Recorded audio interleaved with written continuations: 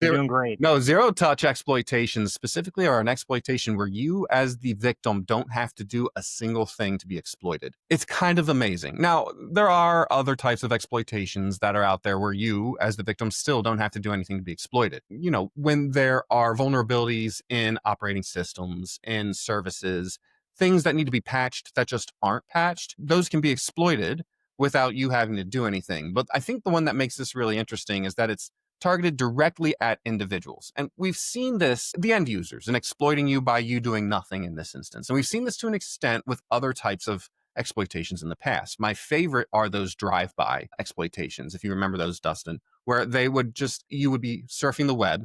And I think they were big on Facebook for a little while too, where there were ads that you would just, they drive by, you'd go by, and they would exploit you simply by Yeah. you looking at them, which was pretty impressive. These are very similar to an extent in that you also just have to look at it, I guess, or you just have to open it. You don't have to, I don't even think necessarily you have to open an email in this instance, but there are specific command prompts that are sent in an email to an individual. That's how they've been exploiting them in this instance, wherein basically someone opens the email and say they don't care about it. They don't want to read it. It doesn't matter. And they delete it. Well, and honestly, they may even report it to the phishing team.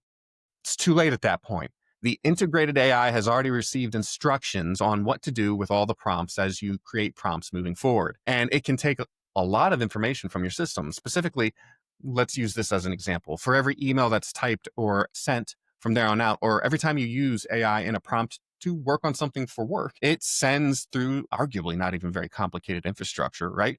It sends all that data in exfils, as we say, exfiltrates that information back to the infrastructure that's been set up online by the attacker to receive that information.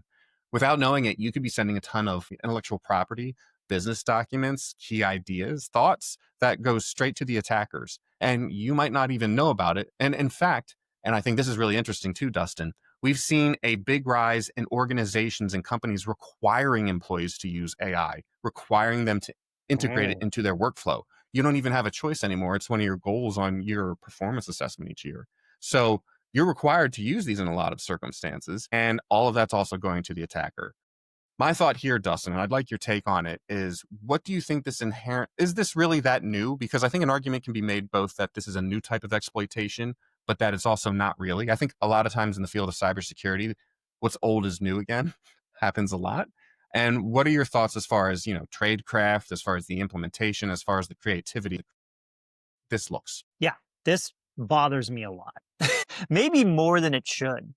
And it's exactly for the reasons that you just mentioned. Like, it seems like we keep going in these big circles of like, how do we, oh, now there's AI. It's a new thing. It's a new thing. We have to figure out how to secure this. And it's like, first of all, it's not new. It's based on everything that we've already been doing. All right.